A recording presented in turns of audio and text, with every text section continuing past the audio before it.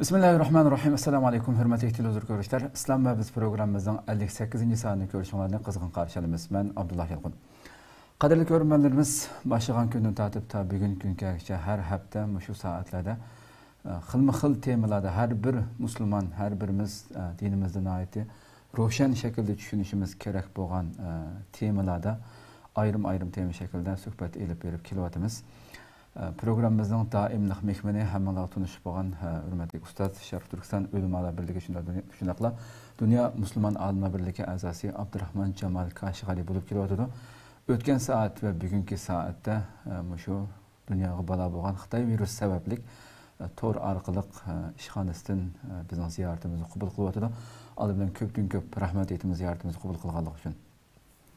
Rahmet. Allah razı olsun. Qadirli görürmenlerimiz programımız Naq Maydan'dan Facebook, YouTube arqılıq taqtilyapti. Ekran aldı chiqib turayotgan nomerlar arqılıq programımızga alaqadar bo'lgan har qanday fikir, taklif bo'lsa yo'llashinglarni umid qilamiz. Shundaqla ko'plagan qarindoshlarimizning foydalanishi uchun ham baharlab qo'yishni ham unutmaysizlar. E'lonimizni ba'duq bugungi temamizdanki qaysi temada bo'lganligini bugun shu qarshi fikrdagi yoki bizga o'xshash fikr qilmaydigan, biz bilan o'xshash fikrda bo'lmagan kishilarga qanday muomala qilish, qaysi shaklda to'g'ri muomala qilish masalasini dinimizningki ko'rsatgan prinsipi ostida, nuri ostida tahlil qilib suhbat elib boramiz. Albatta nurg'ulg'an har qanday bir jamiyatda bütün bir cemiyetdeki insanların o'xshash fikrda hammasi o'xshash shaklda tafakkur qiladigan, o'xshash shaklda bir narsaga ko'z qarashni bildiradigan ish mumkin emas hech bir jamiyatda. Xilma-xil fikrlar albatta bo'ladi. Bu fikrlarga ijobiy shaklda millatimizga foyda elib keladigan, mushuni to'g'ri hal qilmagan vaqtimizda dinimizning ko'rsatgan shaklda yo'sinda buningki prinsip axloqlarga rioya qilgan asosda elib berilmagan vaqtida nurg'unlagan ichki jadal mojaro bugungi to'g'ri dunyosida ko'rib turyapmiz. Bir-birisini ig'ir haqorat qilish darajasiga boradigan, hatto ba'zilari diniy siyosat kofirga chiqarish darajasiga boradigan degandek nurg'unlagan masala jamiyatda xalqning o'rtasida, normal xalqimizning orasida ularning kallasini qaymoqtiradigan bu nima ish bo'lib ketdi deb hattoki dinimizdagi nurg'un masalalarga shubhi bilan qarashga elib boradigan darajada salbiy ta'sir paydo qildi jamiyatda. Bunda fikrlar go'zal bir shaklda hal qilinmagan vaqtida. Shuning uchun bugun biz bu muhim tema deb buni o'rlashtirib o'tiribdik. Bevosita programmamizga kirib ketsak, hurmatli ustoz, hamda shu oldi bilan shu qanday kishilarni qarshi fikrdagi kishilar deb kategoriyaga kirgizimiz shundan başlasak. Qani marhamat. Bismillahirrahmanirrahim. Cenab-ı Allah hamsını Peygamberimizge dua selamlar olsun. Karşı fikirdeki şahsilerden maksat sizge okşaş fikir kılmaydıgan yoki yolu sizning yolunuzga o'xshamaydigan kishilar maqsaddir. Yani siyasi hayattaki, yoki ijtimoiy hayotdagi, yoki ilmiy hayotdagi tutgan metodi yoki yo'li farqli bo'lgan shaxsiylar maqsaddir. Chunki Alloh taolo insonlarni tillari, ranglari, qiziqishlari, tafakkur usuli, hatto hissiyotlari o'xshamaydigan shaklda yaratgan. Hamda ularning hayot qarta, inson qarta, jamiyat qarta turli ko'z qarashda qaraydigan qilgan. Ya'ni ularning ko'z qarashlarini turli qilgan. Agar biz ijtimoiy, ilmiy, siyosiy hayotimizga qarindoshlarimizninki har turli ko'z qarashlariga qaraydigan bo'lsak, buningga to'g'ri qarash uchun albatta bir turlik qalbga munosabatli qoidalarga, ilm ma'rifatga munosabatli qoidalarga, foyda ziyonni selishtirishga munosabatli siyosatga aloqador qoidalarga, shundaqla axloqiy qoidalarga rioya qilishga muhtoj bo'lamiz. Chunki har qanday insonninki to'g'ri xatoligi bo'ladi. Peygamberden başka her qanday inson tashkilot rahbari bo'lsin, oqsoqoli bo'lsin, olim bo'lsin, ziyoli bo'lsin, xato qilishadi. Xo'sh. Her bir insonninki faziletli tarafları yoki ortiqchiliklari va shunday kamchilligi bo'ladi. Şuna biz bir insana baho bergan chog'da, bir insonning ko'z qarashlariga baho bergan vaqtimizda, uning faziletli taraflarini, ijobiy taraflarini unutib qolib, qisman passiv taraflarini ya qisman salbiy taraflarini bozorga selishimiz yoki mushni asosga olib turib hujum qilishimiz bu insofsizlik, adolatsizlik bo'ladi. Bugungi bizning jamiyatimizda qarindoshlarni bir-biriga dushman qilib qo'yayotgan yoki qarshi fikrni taqimni kuchlantirayotgan bir nechta turli omillar bor. Xo'sh. Masalan, buniki birisi talash tortish qilib tushanisini bilmaslik. Yana birisi fikr mustabitligi yoki siyosiy aqm mustabitligi. Üçüncüsü oshqulluq yoki passivlik. Yani ikki tarafdagi oshqulluq, o'ngchillik, so'lchillik deganga o'xshash. To'rtinchisi boshqalarning fikriga baho bergan chog'da insof qilmaslik va ularga o'z loyiqida muomala qilmaslik. Beshinchisi qarshi fikrdagilarga muomala qilgan chog'da siyosatda foyda ziyon deydigan bir qoida bor. Bunun bir o'lchami var. Muş o'lchamni bilmaslik. Muş masala qarindoshlarni bir-biriga og'ir ziddiyatga solib o'tmoqda va bir-biriga bo'lgan ko'z qarashini taqimmi og'ir darajada kuchlantirmak. Bu haqda Alloh xolisa bir-birlab tadrijiy to'xtalamiz. Xo'sh, unda bo'lsa shu ilmiy munozara qilish, shunday suhbatlashish yoki talash tortish qilish deb xalq orasidagi ism bo'yicha aytgan vaqtimizda shuningki ahamiyati nima? Shundan boshlab kirsak unda bo'lsa. Talash tortish qilish tushansini bilish Allohga to'g'ri ibodat qilganlik hisoblanadi. Balkim ba'zanlar ajablanishi mumkin. Ibodat bilan nima aloqasi edi? Bizning Alloh qarta, insonlar qarta, insonlarning ichida musulmonlar qarta va g'ayri musulmonlar qarta qo'llanadigan prinsiplarimiz var. Dinimiz musulmonlar qanday qo'llanishi buyurgan bo'lsa, buning amal qilgan bo'lsak, ibodat hisoblanadi. Shunga talash tortish tushanchisini bilish bu ibodat hisoblanadi. Allohga to'g'ri ibodat qilganlik hisoblanadi. Hem shundaqlam boshqa insonlarga, buning ichida musulmonlar va g'ayri musulmonlarga qanday muomala qilish yo'llarini yoki to'g'ri muomala qilish yo'llarini bilganlik hisoblanadi. Demek talash tortish qilgan vaqtimizda ikki turli haq bo'ladi. Birisi Allohning haqqi, yana birisi insonning haqqi. Allohning haqqi deganimiz Alloh buyurgan bo'yicha talash tortish qilish, insonning haqqi deganimiz bir insonning ustidagi haqqi yoki bir musulmon bo'lgansiz musulmonning musulmon ustiga haqqi rioya qilishga talab qilindi. Shuning uchun payg'ambarimiz musulmonning ustidagi haqqini ado qilishning zo'rligi, buning rioya qilishning muhimligini eskartib, el-muslim men selima el-muslimuna min yadi ve lisani. Musulmon bo'lish uchun eng dastlab shart boshqa musulmonlar ziyon solmasligi. Boshqa musulmonlar ziyon bermasligi.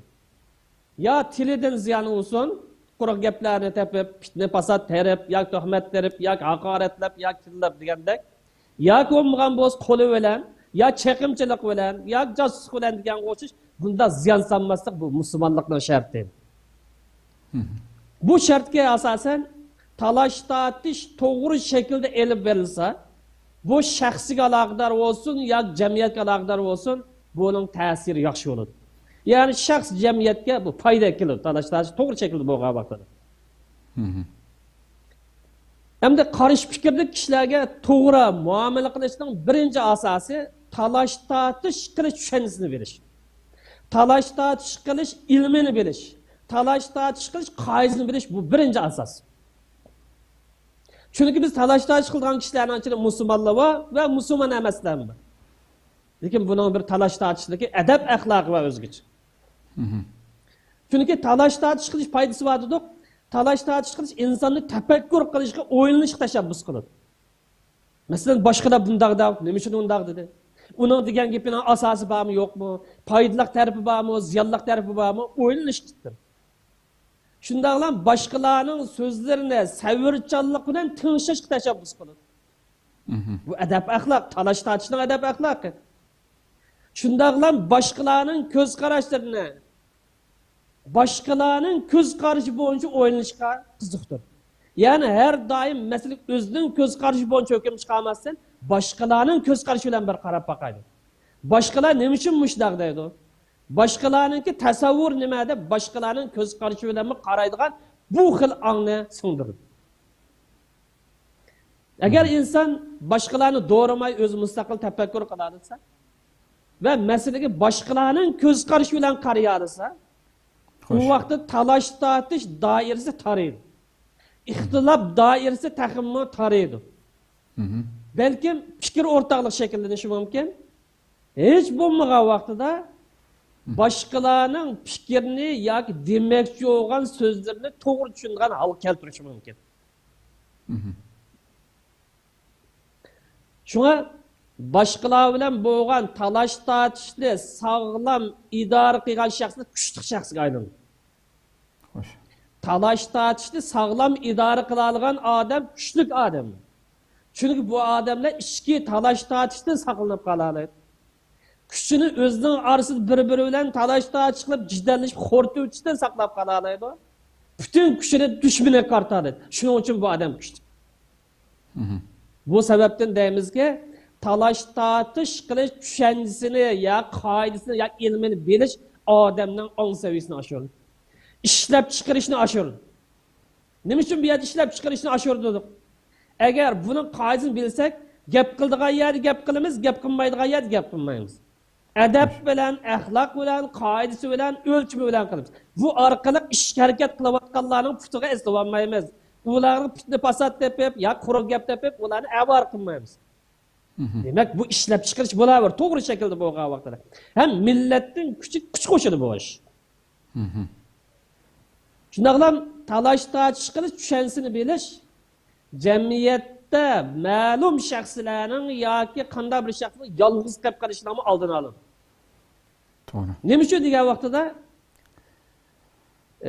talash tortishning qoidasini bilmagan shaxslar garchi haq egalari bo'lsa-mu, haqdor taraflari bo'lsa-mu, yolg'iz qolib qolishi mumkin.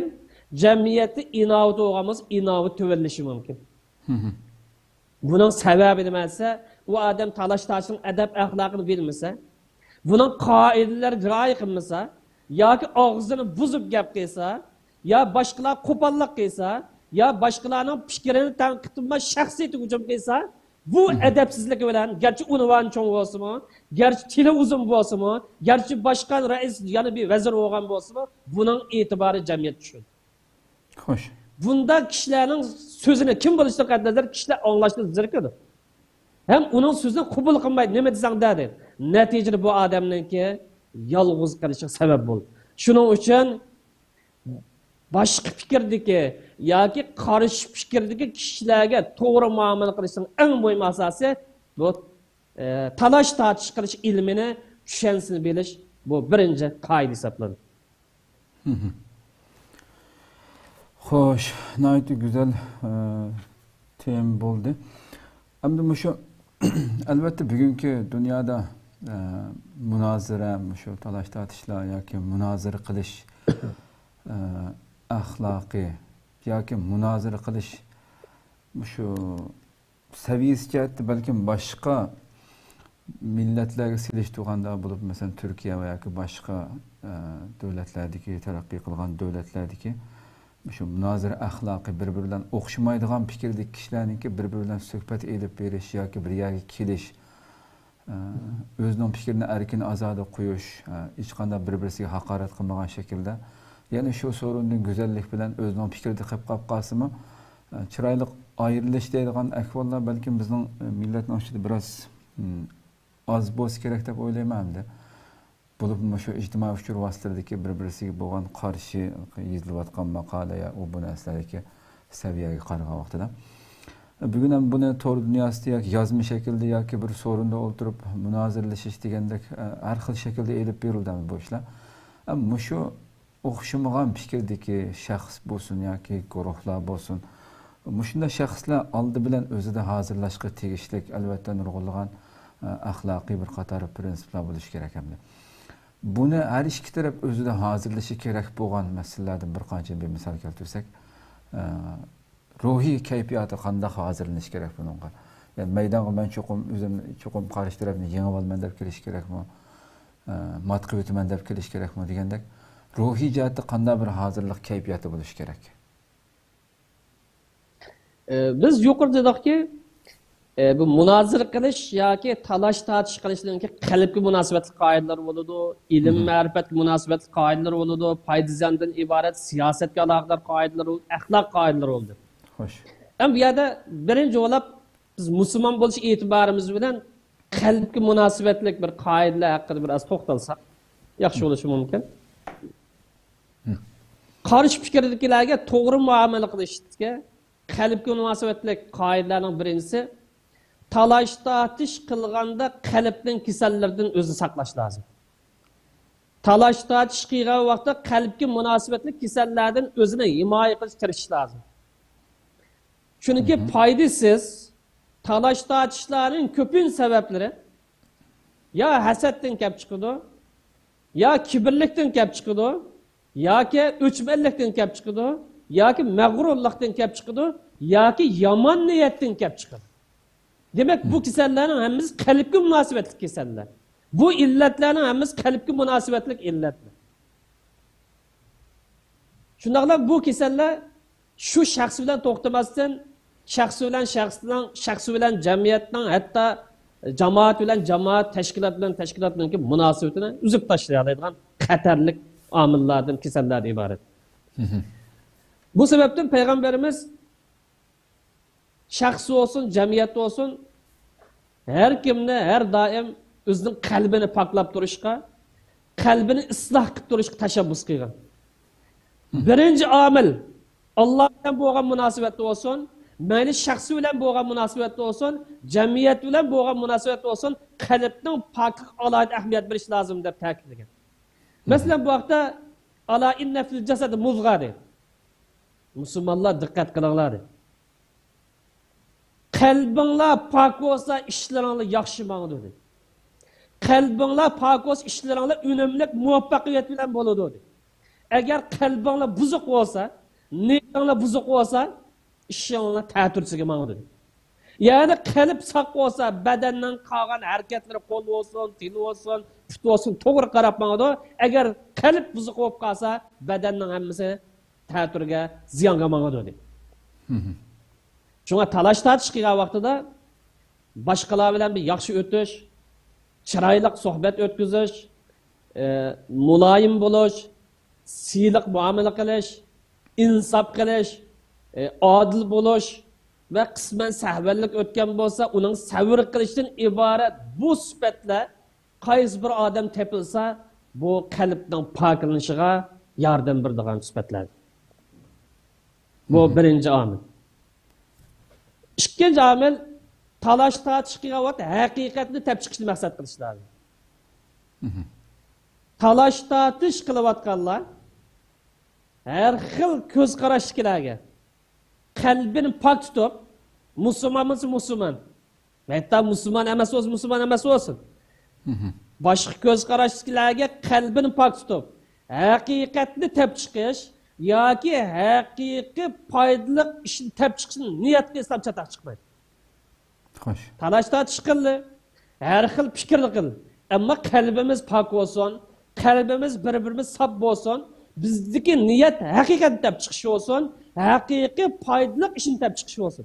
Mush niyat qilsak, talash tortish qilsak, bu talash tortish barakat bo'ladi, taximmi fikr keltirib chiqirdi, taximmi yangilik paydo qildi, ziyon etganmaydi. Niyet durust olup kalsın. Kalbimiz münasebetlik. Üçüncü amel başka qarashlardan foydalanishni maqsad qilish. Biz qarindoshlarimizni talash tortish qilgan vaqtda yengib olishni maqsad qilmaymiz. Yoki ular raddiya berishni maqsad qilmaymiz. Xo'sh. Chunki ular bizning dushmanimiz emas, qarindoshimiz. Qarindoshimiz qanday bo'lib o'rinsizlarcha raddiya beraydi. Nima uchun yengib olishni maqsad qilaydi? Shunga biz qarindoshimiz bilan bo'lgan munosabatda onundan qanday foydalanishni ko'zlaydi. Agar u qarindishimizda fikri ozg'unlik bo'lsa, ogohlantirish beraylik. Yoki prinsipal bir masalada xatolik bo'lgan bo'lsa, raddiya beraylik. Agar prinsipga taqashmagan bo'lsa, tarmoq xarakterdagi masala bo'lgan bo'lsa, uning raddiya berishningki yo'q yengiyman deb urinishdan hojati yo'q. Shunga qarindoshlar orasida bo'lgan talash-tortishlar boshqalardagi ortiqchilikni o'rganish, boshqalarning fikrlaridan foydalanish maqsad qilsa, bu foydali bir narsaga aylanadi. Bu 3-chi omil. Hem bunun devam edeceğimiz ki 3-cü amilini. Hem başkalardan faydalanışını, qanday faydalanğan olduğu deyiş mümkün. Başkalardan faydalanışın iki xil süpetke yo'lish lazım. Yoki iki xil xislatni o'zimizda yetiştirish lazım. Bu iki xil xislatdan biri haqiqatni kimni o'z qabul qilish. Yani o'zimning adimi o'z qabul qildim, boshqalardan qabul qilmaydim desa qilmaydi. Mening tashkilotim tava bo'lsa olatim, boshqalardan bo'lsa olmaydim desa qilmaydi. Haqiqatni cho'ng olsun, kichik olsun, er olsun, ayol olsun, qaysi qit'ada yozsin, sog'lom fikr qilgan bo'lsa, haqiqatga uyg'un bo'lgan bo'lsa, qabul qilish ruhini yetildirish lozim. Kibrlik bo'lmasa bu xislatni yetishtirgan bo'ldi. Kibrlik bu xislatning eng cho'ng dushmani. Xo'sh. Ikkinchi xislat kamtar bo'lish. Cho'ngchilik qilmaslik. İnsan kamtar bo'lsa, çoğunçılık kılmasa, başkalar bu adamın tilinden korkmaydı. Neşterdek tili olsun mu, onundan ensirmeydi. Çünkü bu adam kemter, mutekebbirlik kılmaydı, neşterini sancımaydı dediği bu duygular onun erişir. Onun gipini anlaydı, onun sözünü kabul kılır. Hoş. Hem de cemiyetimiz yüz bir vatkan talaş-tortishlarning köpüncüsü siyasetki münasebetlik meseleleri bulmaktır. Gerçi bu meselede ilgari to'xtalgan va keyin to'xtalgan bo'lsak qisqartib deymizki, keskin shar'iy hujjat bo'lmagan bir siyosiy pozitsiyaga aloqador masalalarda ko'z qarashning turli bo'lishi tabiiy ish. Shar'iy hujjat bormisi yo'q, keskin shar'iy hujjat yo'q. Unda bo'lgan chaqda uning ko'z qarashi bundoq, buning ko'z qarashi bundoq, har xil ko'z qarashlar bo'lishi u tabiiy ish. Chunki keskin hujjat bo'lmagan siyosiy masalalar yoki siyosiy ko'z qarashlar yaxshi yoki bak yaxshi, foydali yoki bakrak foydali degan mush doirada aylanadi. Haq bilan botil doirasida hujjat olmaz chiqmaydi. Ammo afsuski bizning ko'pincha masalalarimiz haq bilan botil to'qnashuvga o'xshash ashunda bir doiraga kirgizib qo'yapmiz. Shunga bu ijtihod xarakterli masalalarda keskin hujjat taqashmaydigan bunday masalalarda haqiqat monopollikni da'vo qilmaslik kerak. Bu en xatarlik omillarning birisi, haqiqat monopollikni da'vo qilish. İjtihod emaslar. Biz ilgari siyosiy pozitsiya haqida mulohaza degan 48-programmamizda maxsus mushaq to'xtalgan, shuningga murojaat qilsak bo'ladi. Xo'sh, xo'sh.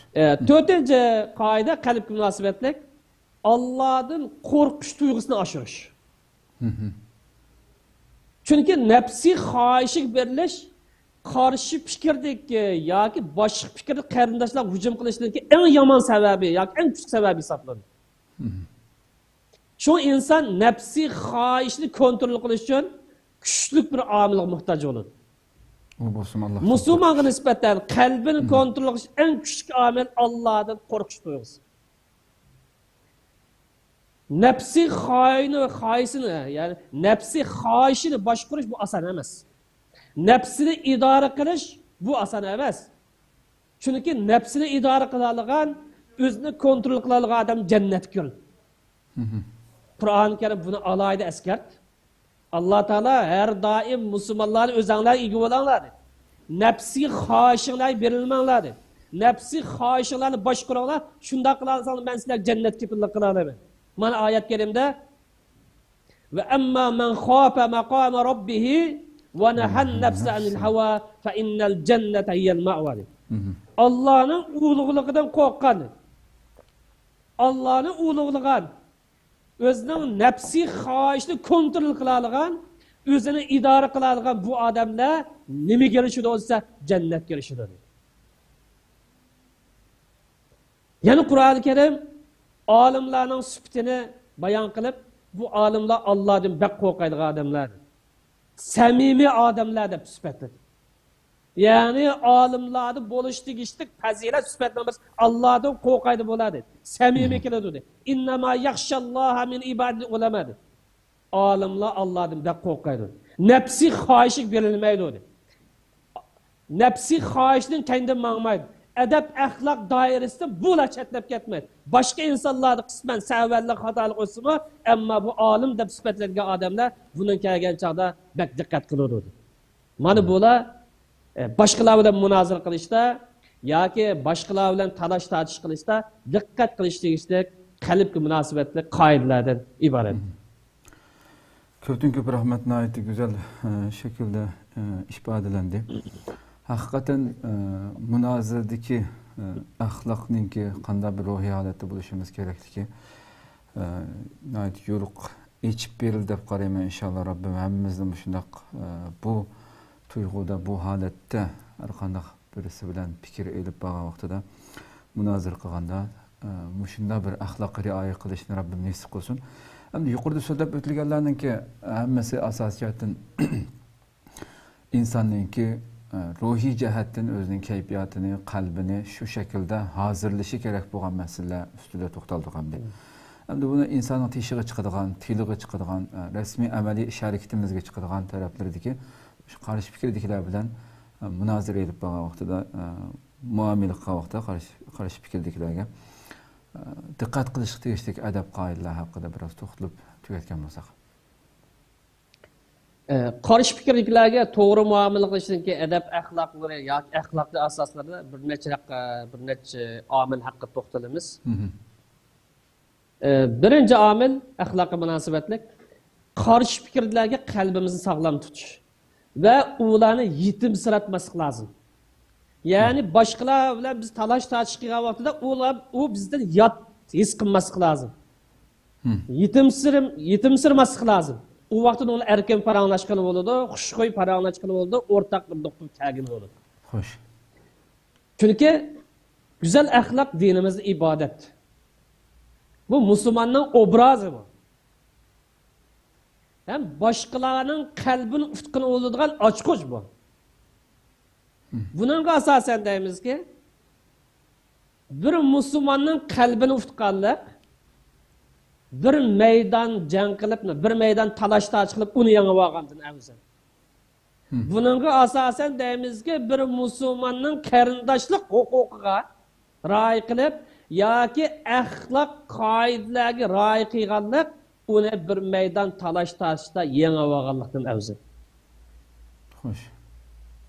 Chunki islom qarindoshligi yoki Allah yo'lida qarindoshlik dinimizning maqsadlar qatoridan o'rin oladi.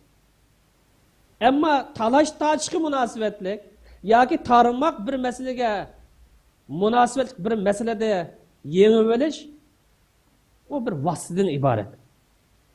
Bir maydonda yengib oldik, vositani qo'lga keltirdik, ammo qarindoshlik aloqani buzib qolsak, maqsad, g'oya, nishonni zidalagan bo'lamiz. Hech qanday yerda vositani maqsad nishonning oldi qo'yg'ini bo'lmaydi. Xo'sh. Bu birinchi omil. Ikkinchi omil islom qarindoshlik huquqini ado qilish lozim. Qarshi fikrda kishilarning qarindoshlik huquqlari ularni qarindoshlik huquqlaridan mahrum qilishga yo'l qo'ymaydi. Ya'ni ba'zi kishilar qarshi fikrda, ba'zi kishilar boshqa xil hukmda, boshqa xil tushuncha. O biz qarshi bo'lganligi deb uni qarindoshlik huquqidan mahrum qilish bizning haqqimiz yo'q. Xo'sh. Chunki kim bo'lishidan qat'iy nazar uning jani, uning aqidasi, uning aqli, mol-mulki, erkinligi, adolatiga chaqirish haqqimiz yo'q. Balki bu shariatning yuksak maqsadlar deb qaralgan bu yuqorqi qimmat qarashlarni, omillarni himoya qilish dinimizda farz bu. Bunun asasen deyimiz ki erkinlik nuqsidan her bir insonninki jamiyatning kimligi yoki qimmat qarashlariga ziyon yetkazmagan asosda fikr bayon qilish huquqi bo'ladi. Cemiyetning kimligi qimmat qarashlariga ta'sir yetkazmasa, o insonning huquqi her zaman mudofaa qilindi. Himoya qilindi. Xo'sh. Üçüncü ahlakı münasebetli qoida qarshi fikrdagilarga ko'yinish, mehribon bo'lish. Balki to'g'ri qaysi bo'ladi, yoki to'g'ri yo'lga tepuvasi bo'ladi, yoki ish yaxshilansa deb ko'yinish, ham siyliq muomala qilish. Chunki Alloh taolo musulmonlarni ko'yinishga, o'zaro bir-biriga siyliq bo'lishga tashabbus qilgan. Hatto Alloh taolo payg'ambarimizni payg'ambar sifati bilan Peygamberimizni devletinin reisi olu sıftı bilen, harbiy kumandan bulu sıftı bilen, qazi olu sıftı bilen, yetekçi olu sıftı bilen Peygamberimiz hitap kılıp dedi ki, "Tabima rahmetin minallahi linte lahum" dedi. Allah'ın rahmeti bilen, Allah'ın körsetmesiga rioya kılıp, sen bu kişilerge yumshaq muamele kıldın. Siyliq muamele kıldın dedi. Mulayimlaçı muamele kıldın dedi. Kıldığın işmiş şu dedi. Çünkü uğulağı karta senin mecbur ettin, peygamber olsan mecbur ettin, reis olsan mecbur ettin, başkan olsan mecbur ettin. Sen etrafında adamını tutup durman desen, kişilerge sözlemini anlataman desen, kıldığın iş yumshaq muamele kılış, siyliq muamele kılış. Eğer sen kopallık kıp kalgan bolsan, qattiq to'ng tekkan bolsan, ular her türlü qalpoqlarni kiydirgan bolsan, töhmetlarni kiydirgan bolsan, ular etrafını qichib ketib turmaydi. Senin kim bo'lishingda qat'iy nazar, unvoning kim bo'lishi qat'iy nazar, qanday huquq bo'lishi qat'iy nazar, qo'pol bo'ladi ekansan, adabsiz bo'ladi ekansan, boshqalarga yumshoq, muloyim muomala qilmaydi ekansan, turmaydi atrofing dedi.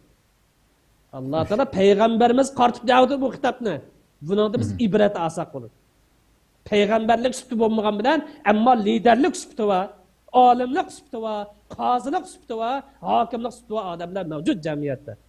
Bu oyatdan ibrat olish lozim.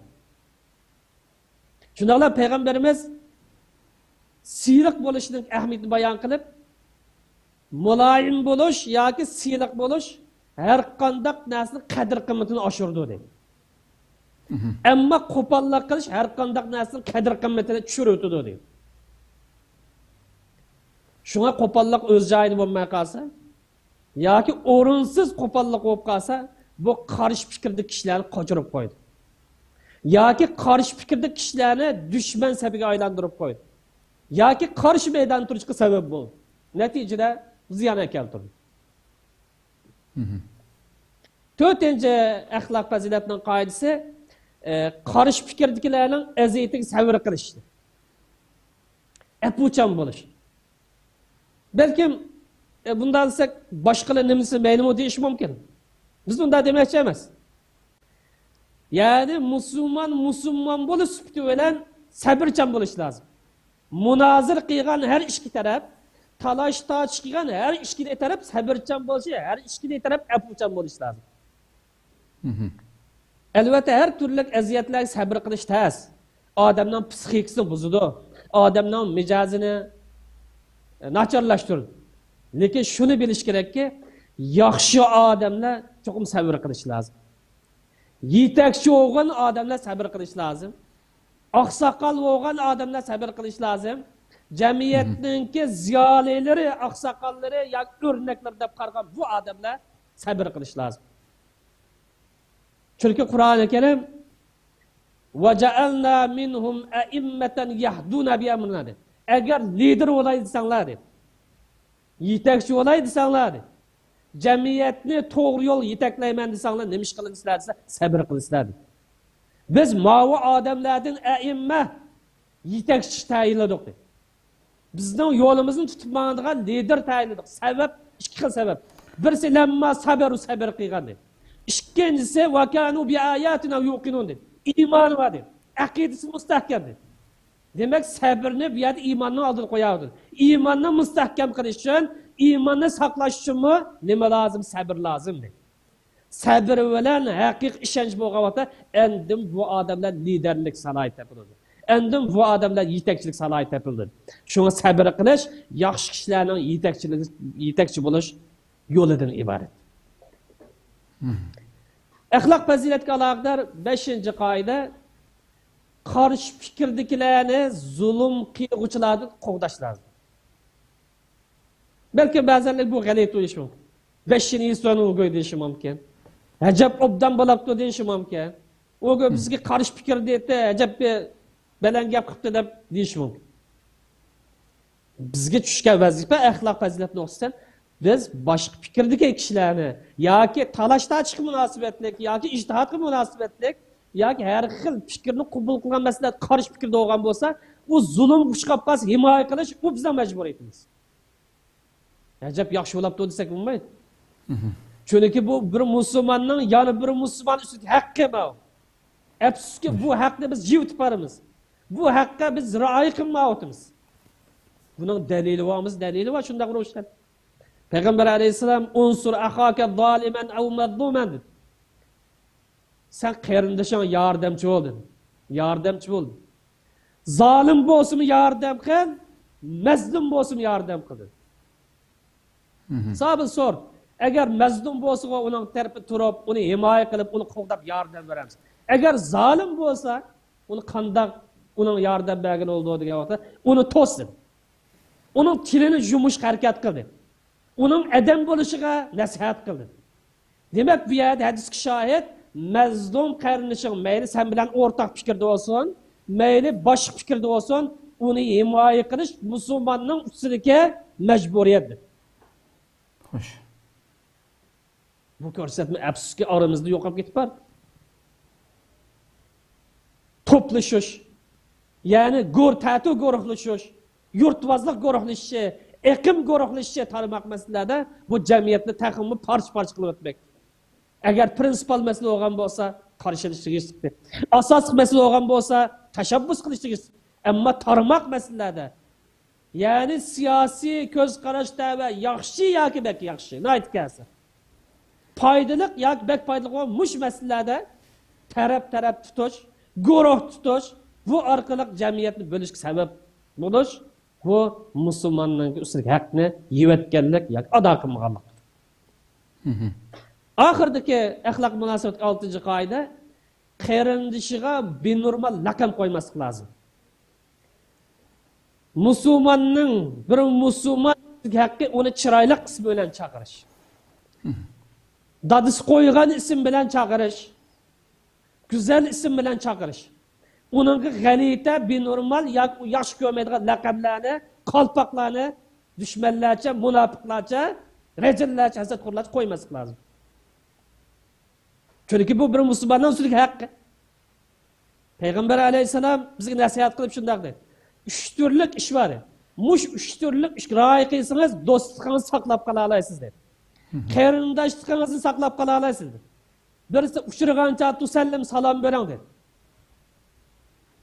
Salomlashib turing dedi. Ikkinchi birisi biroz so'rinni kelib qolsangiz o'rin bo'shatib bering. Yoki o'rningizni bering yoki kengaytib bering dedi. Üçüncü birisi onu chiroyli ismi bilan chaqiring dedi. Ahabbul asma'i dedi. O yaxshi ko'rdigan ismini chaqir. Mush 3 turlik narsaga rioya qilasangiz, do'stlikni, qarindosh saqlab qolasiz dedi. Ammo afsuski aramizda boshqalar qalpoq kiydirishga tayyor. Xuddi kommunistlarning mijoz chiqqanda 4 kishilik guruh, yarmish guruh degan qo'shash bir qism nachar illatlar aramizda mavjud. Bu dinimizning prinsipi tamamen birisi. Bu hadisda emas, balki Qur'oni Karim biz xitob qilib, "Va la tanabazu bil alqab" dedi. Nachar laqamlarni bir-biridan chaqamanglar dedi. Axloqsiz laqamlar bilan, adabsiz laqamlar bilan qarindishni yaxshi ko'rmaydigan bunday nomlar chaqamanglar dedi. Hattoki oyatning bi'sal ismul fusuq ba'da deyman. Mu'min odamni, musulmon odamni uning ruhin tushirdigan, izzat obro'ni tushirdigan bunday ishni qilish bu fosiqlik dedi bu. İman aytgandan keyin uni hurmatlash lozim. Uni qadrlash lozim. Ammo sizlarning qalpoq kiydiganinglar, turli nachar laqam kiydiganinglar fosiqlik qiladi. Xuddi hadisda sibabil muslim fusuq. Musulmonni tillash fosiqlik deganga o'xshash, bu ishmi ashak taqirib qildi. Diqqat qilinglar dedi. Qalpoq kiydirish musulmonning ishi emas bu. Bu dushmanning ishi, Xitoylarning, kommunistlarning ishi mavjud. Ularning ruhidan, ularning qiliqidan, ular nachar mijozi yiroq turadi biz. Eğer bir Müslümanda yoki bir tashkilotda bir xatolik bo'lgan bo'lsa, bu xatolikni xatolik bilan qarshi turilmaydi. Bu hatalık bilan tuzatgan olmaydi. Bununla başka yolu bilan, chiroyli nasihat bilan, chiroyli usul bilan tuzish lozim. Yomonlikqa yomonlik bilan taqobil turish bu islomning ko'rsatmasi emas. Oxirida ta'kidlaymizki, go'zal axloq yaxshi do'stdir. Aqlliq bo'lish yaxshi amrohdir. Adabli bo'lish yaxshi merosdir. Assalomu alaykum va rahmatullohi va barakatuh. Va alaykum assalom. Ko'p rahmat. Alloh razı olsun. Endi şu oxirgi masalalarda ya'ni jamiyatimizdagi o'zimizningki kamchiliklerimizdan shuningga misol qilib turib tilga olaylik-da endi buni. Normalde insanlarning har qanday bütün insanlarning programı 5 yil deganda hamma odamning o'xshash fikrda, bir xil fikrda bo'lishi mumkin emas edi. Masala ma'lum bir shaxsning yoki guruhning yoki jamoatning yoki tashkilotning farqli fikrda men sana o'xshash fikr qilmayman. Mening bu masala haqidagi ko'z qarashim bu deb shaxsningki fikr saviyasida yoki shu o'zininki tushunchasi saviyasida qilishi bilan uning harakatga o'tishi, yani jamiyatda bir shu fikrni yoqilab o'zining shu fikrini tarqitib, mesela asosiy bir musulmonlar jamiyati, biz Uyg'ur millati deylik, bizning millatimizning ichida umumiy asosiy iqlimga aylangan ma'lum bir tushunchaga qarshi bir harakat elib borgan vaqtida, mayli o shaxs bo'lsin yoki tashkilot bo'lsin, bu jamiyatdagi asosiy iqlimdagi kishilar uningga bo'pti deb yo'l qo'yish kerakmi? Jamiyatimizga nurg'un mavjud o'zimiz yashayotgan atrofimizda nurg'unlarimiz biladigan ismini tilga olishning hojati yo'q bu yerda. Shundoq shaxsdagi asosiy iqlimga qarshi qilayotgan, hatto bularning so'zlarida haqorat va hamma narsa bor. Bularga ochiq oshkora holatda yuqoridagi buncha vola adab axloq bilan qilib baqqanligini anladik, hattoki yaxshi nasihat qilib baqqanligini anladik. Millatni buningdek axlat insonlardan qaysi shaklda ogohlantirish kerak. Buni rasmiy e'lon qilib turib, ismi bilan e'lon qilib turib, millatni buningga yaqin kelmaslik uchun ogohlantirish kerakmi? Yoki bu yuqoridagi go'zal axloqning hech birining ishlamaganligini bilamiz, masalan jamiyatimizda shunday turkumdagi shaxs yoki jamiyatlarning bor ekanligini. Bu masalada ikki turlik yo'l tutish lozim, menimcha. Birinchisi, bular islomning axloqini eslatish lozim. İzhaba ila fir'auna degan oyatni Fir'avnga qishib berib nasihat qilinadi. Har qancha zolim, har qancha ablah, ya'ni bijim bo'lsa-mi, buni qishib berib nasihat qilinglar dedi. La Allohu yatazakkar, balkim aqlini tap qoladi. Balkim mushin tap qoladi. Birinchi qiladigan ish nasihat qilish, anglatish. Musulmon kim bo'lishidan qat'iy nazar, atrofidagi odamdan birisi nachar chiqqan bo'lsa, jamiyat buzg'un chiqqan bo'lsa, nasihat qilish uning amri ma'ruf nahy munkar bo'yicha mas'uliyat.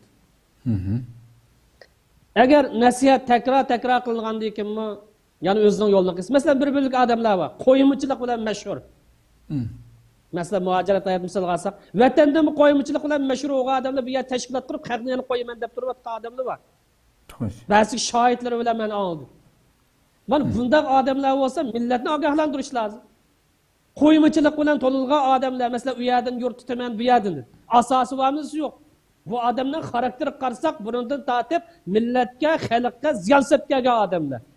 Bu odamlarni ogohlantirish lozim. Boshqalardan bu odamni yiroq turishni asiltish lozim.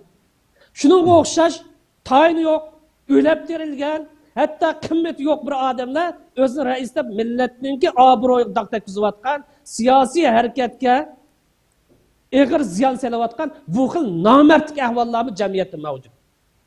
Balkim nasihat qilindi emas, bu maqtuqlarga takror nasihat qilingan bo'lishi mumkin. Mana buningga o'xshash namus etsak, bu odamlarni jamiyatda yiroqlashtirish lozim.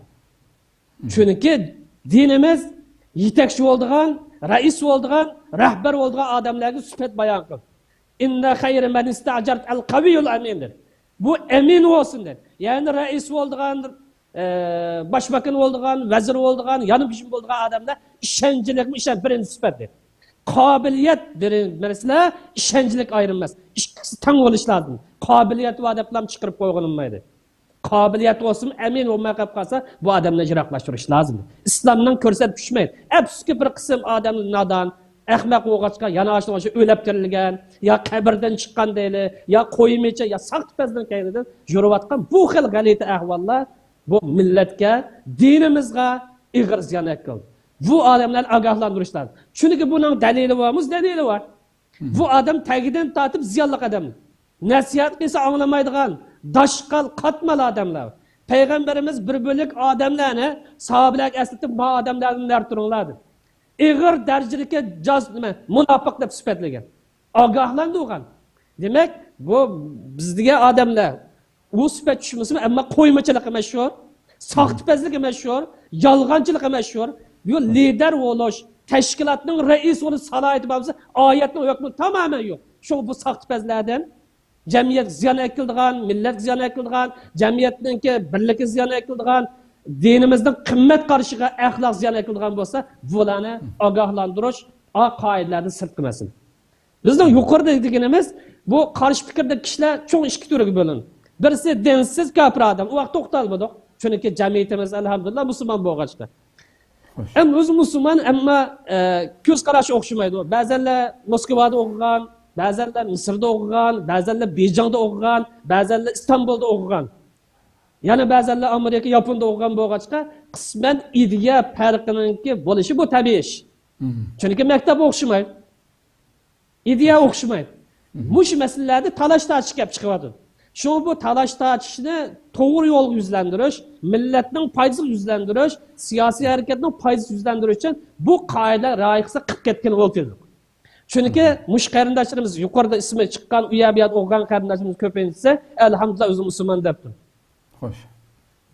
Biz bir qism dashqalni hisob qilmagan chaqda bularga oyatni eslatsak, ya payg'ambarimizning ko'rsatmasini eslatsak ma'qul.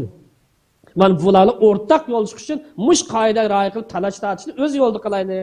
Buni fikrimizni oshiraylik, bilimimizni oshiraylik, bir-birimizningki bilimidan foydalanaylik. Chunki o'qigan maktab o'xshamaydi, o'qigan aql ba'ziyat o'xshamaydi. Unda o'qigandan bu munozir talash-tartish fikr boyligini keltirib chiqardi degan asosda bu yuqorqi qoidalarni o'ttirib qo'ydi. Bu nuqta bu tarafdan. Ammo soxtipazligi mashhur, o'g'irligi mashhur deyli, yoki fohish qilganligi mashhur deyli, yoki qimorvozlik mashhur deyli, yoki qo'ymachilik mashhur bo'lib qolsa, boshqalarni ogohlantirish bu shariatimizga uyg'un bo'lsa, u uyg'un ish. Ko'p rahmat, Alloh razı olsun. Programımız himmetlik ma'lumot berganliklari uchun. Qadrli ko'rmanlarimiz, shunday qilib programmamizning vaqtini eshib ketdi, belgilangan vaqt. Sabr qilib ko'rib berganlar uchun ko'p rahmat aytamiz. Albatta har birimiz diqqat qilishga tegishli bo'lgan buning adab qoidalariga rioya qilishimiz kerak bo'lgan masalalar so'zlab o'tildi. Rabbimiz inshaalloh mayli shaxs sifatida bo'laydi, bir kishilik hayotimizda yoki jamiyat, tashkilotlar degandek har sohadagi kishilarimizningki mana bu qoidalarga rioya qilgan asosda bir-birimiz bilan go'zal bir shaklda munozir axloqini yetildirishimiz, jangi jadal qilmasdan har qanday bir fikrda fikrlashalaydigan holatga kelishimiz intayin muhim deb qarayman. Har qanday bir fikr ixtilofi bo'lgan ahvoldami, hurmat bilan bu cho'ng bir millatningki yetishganligininki takamullashganligini alomat deb qarayman. Bo'lib shu taraqqiy qilgan davlatlarda yashayotganlarni bilamiz endi. Millatning manfaati, har qanday fikr o'xshamaydigan kishilarmi asosiy shu davlatning manfaati, o'z millatining manfaati kelgan vaqtida hammasi bir yerga kelib, xuddi bir odamdek qarshiligi dushmaniga tang qarshi tura oladigan, bir safda ma'nolaydigan bu fikrda ekanligini biz yashayotgan davlatlarda, mayli Turkiyada bo'lsin, hammasini ko'rib turibmiz. Boshqa davlatlarda ham shu davlat manfaati, millat manfaati kelgan vaqtida hammasi birlashib qarshi tura oladigan bir shaklda shu axloqiy yetishib chiqqanda ham bo'ladi. Buni hayotimizning har xil bosqichlariga, sohalariga singdirishimiz intayin muhim bir masala bo'lganligi uchun buni islomiy bir nuqtai nazardan qarab turib o'tirib qo'yib o'tgan bo'ldik. İnşallah Rabbim ömür berse aldığımız kaptayın o'xshash saatda boshqa bir temada ko'rishguncha aman bo'linglar. Assalomu alaykum va rahmatullohi taala va barakatuh.